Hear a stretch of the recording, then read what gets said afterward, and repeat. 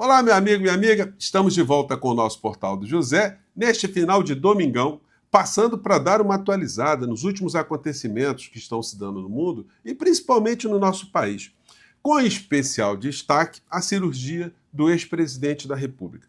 Com certeza a recuperação será a melhor possível, ele está cercado ali de todos os recursos possíveis e existentes aqui no nosso país. Não falta nada para a criatura, não falta dinheiro, não faltam recursos, e muito pelo contrário. Muitas pessoas estão até entendendo que ele está fazendo desse episódio mais uma encenação, acelerando, acrescentando, aumentando muitas doses ali no que está acontecendo, para ganhar algum tipo de apoio para uma eventual não condenação. Mas, gente, as notícias para o bolsonarismo não são nada boas nesse sentido. Bom, no plano da saúde do ex-presidente da República, ele vai sair dessa com certeza. Agora, nada, absolutamente nada, evitará que a criatura vá parar numa penitenciária ou numa instituição prisional congênere. A não ser que fenômenos naturais aconteçam, como, por exemplo, a morte de sua excelência, que nós não queremos. Ou uma situação que já está no radar também, uma eventual fuga. Bom, não acontecendo nenhuma situação nem outra, ele não tem como escapar, por mais que se jogue uma série de dúvidas e suspeições em relação a isso. Os principais jornalões do domingo aqui no Brasil não estão tratando dessa enfermidade do ex-presidente da República com nenhum destaque. Aqui, se vocês olharem aqui, ó, só mostrar aqui os três dos principais jornalões aqui no nosso país, né? As manchetes são essas aqui, ó. Nem de longe se fala aqui da figura do inelegível, né? Os assuntos aqui estão mais no campo da geopolítica ou questões internas aqui na política de um modo em geral. E a criatura, como eu mostrei para vocês mais cedo, está fazendo da internação dele, desse episódio, mais uma comiseração pública, né? Assim, posando. Mas, gente, como é que uma pessoa coloca tantas imagens, tantos comportamentos, tantas cenas para provocar piedade como a criatura, né? E ele fez uma publicação que confirma tudo isso que eu estou dizendo para vocês. Ele se coloca sempre como um coitadinho, não está dando exemplo para ninguém, nenhum exemplo de superação, nenhum exemplo de destemor, de enfrentamento de uma enfermidade, de hombridade, de altivez, enfim, nenhum valor positivo a gente consegue enxergar nisso, exceto para as pessoas que seguem alguém de uma seita. Aí a coisa é completamente diferente. Mas se você pegar um estrangeiro, uma pessoa, um marciano que chegasse aqui no nosso país, no planeta Terra, e apresentasse para ele essa situação, olha só, tem uma pessoa que está passando por essa situação aqui e está se expondo, está fazendo assim, o que você acha disso? Bom, a pessoa ficaria ali sem entender qual o propósito de alguém fazer isso. Porque se não está fazendo para incentivar ninguém a se cuidar, a se curar, por que está fazendo isso? Está querendo despertar o quê nas pessoas?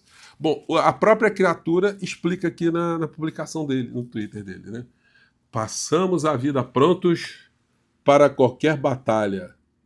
Política, jurídica, eleitoral, física e até reticências. Eu não entendi. Ele está pronto para qualquer batalha. Que batalha poderia ser essa? Batalha espiritual? O que é? Batalha, enfim, é uma batalha interplanetária? Batalha biológica? A gente é complicado, né? Saber o que se passa na cabeça de uma criatura como essa. Pior de tudo é o seguinte, que ele estimula as pessoas a raciocinarem com esse mesmo tipo de método, né? Esse tipo de direção aqui.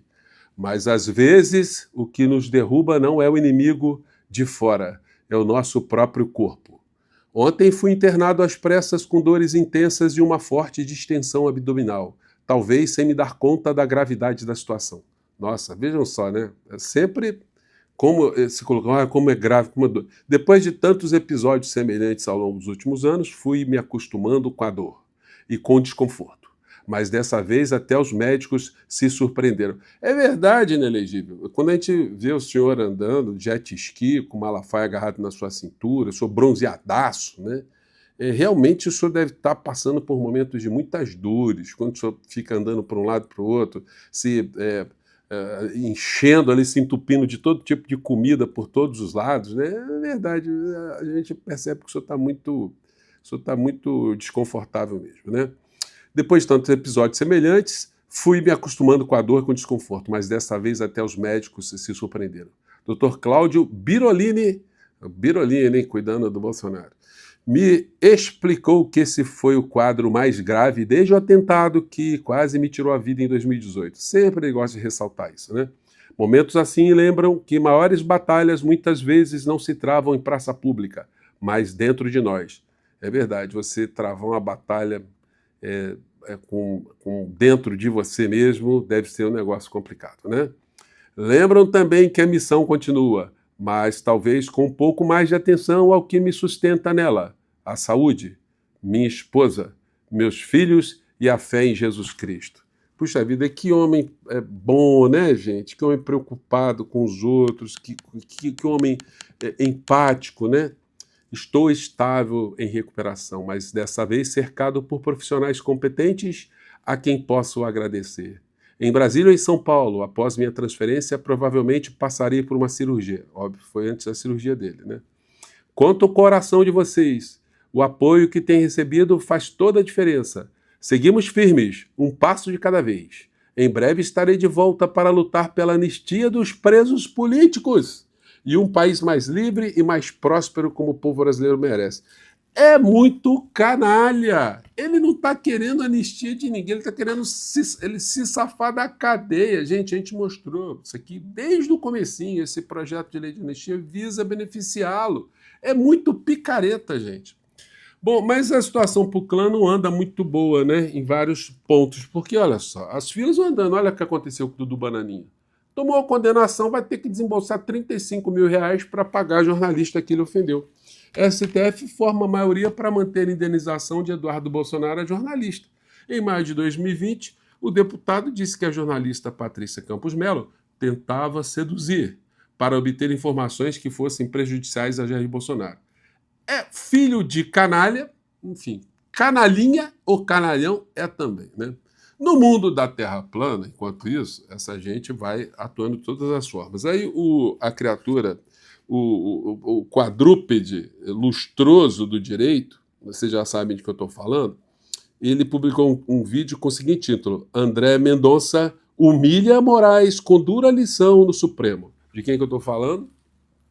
Da criatura, né? Não vou nem colocar para vocês aqui, porque ninguém merece, né?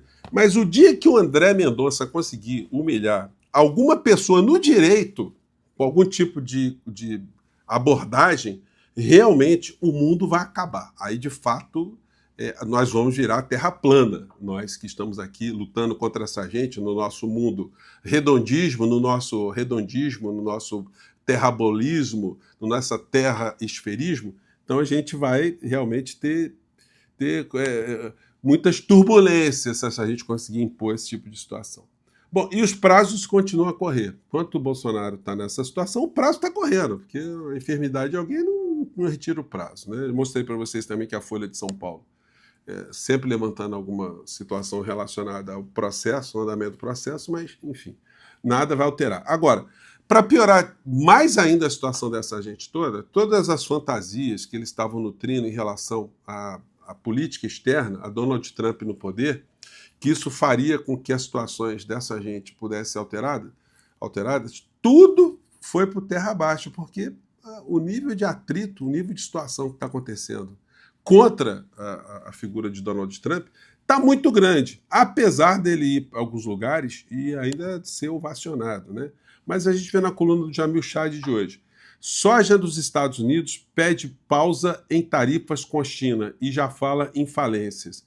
Gente, é muita pressão que demonstra que o Império Norte-Americano está se derretendo. Por mais que existam uma série de americanófilos, olha, os Estados Unidos é o país da democracia, o país da liberdade, enfim. Ninguém fala, né, que os Estados Unidos não é um país de justiça social, é um país do bem-estar do seu povo, que é um país com 200 anos de liberdade, 200 anos de Constituição, de farol e tal.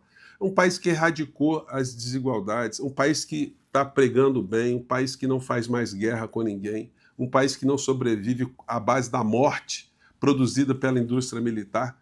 Então, a gente é tão bombardeado por esses valores durante tanto tempo que as pessoas introjetam isso, né? O país dos Estados Unidos é um país ideal, um país perfeito, um exemplo para todos nós. Claro que tem coisas muito positivas naquele país, como tem em outros países também. Nós, com um país em construção, a gente deve sempre absorver os melhores valores das nações civilizadas do mundo, né? Isso que a gente sempre quer. Agora, que a situação para eles está muito complicada, tá? Porque eles pegaram esse Bravateiro, que é o presidente deles, e começou a fazer uma guerra contra a China.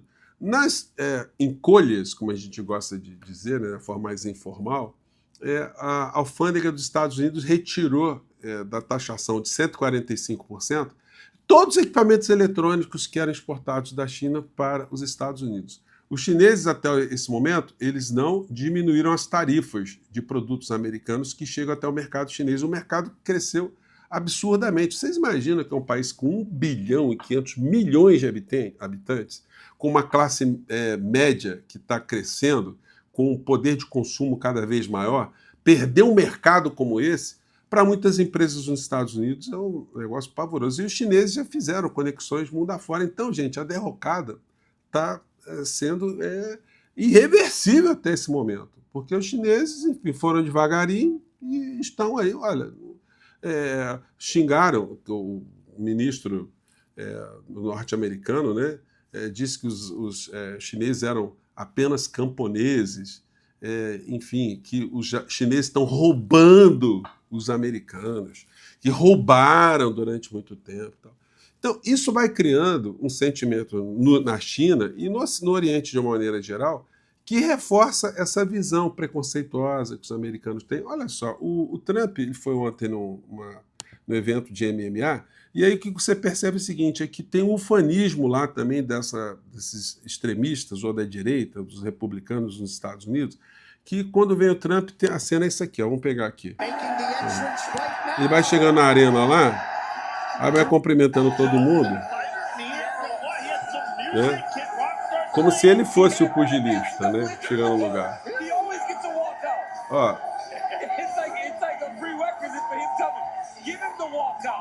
Aí o locutor vai falando aqui, e aí o Povarel começa a gritar USA, né? Tem um momento aqui que começa a gritar USA, não sei se dá pra pegar aqui. Vamos ver. Vamos ver, eu aqui mais pra frente. Ó. Não deu pra pegar aqui. Agora sim.